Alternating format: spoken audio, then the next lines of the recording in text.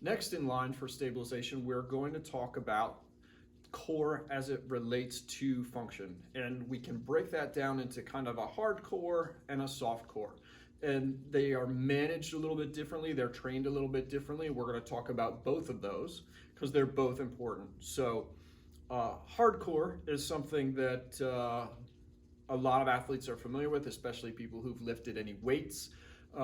Anytime we need to do a maximal effort, we are going to look at increasing our intra-abdominal pressure and our tension in our core so that our spine doesn't move while we pick up something heavy or do something really strenuous.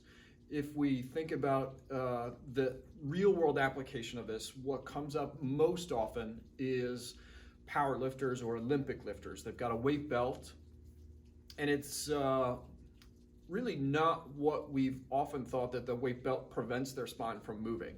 The weight belt is there for them to push into that belt so they know they've engaged their core and they can keep things really tight while they lift really heavy things.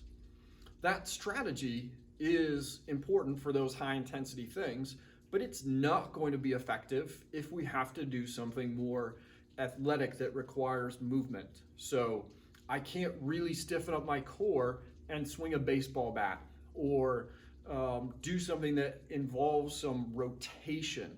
We need to have ability for the spine to move in those situations, and that's going to be more of the soft core.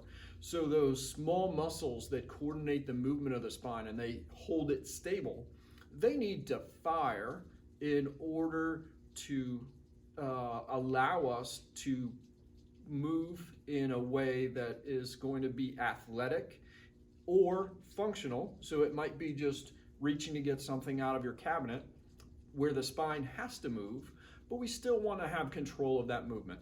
So we'll learn how to activate both that hard and soft core system.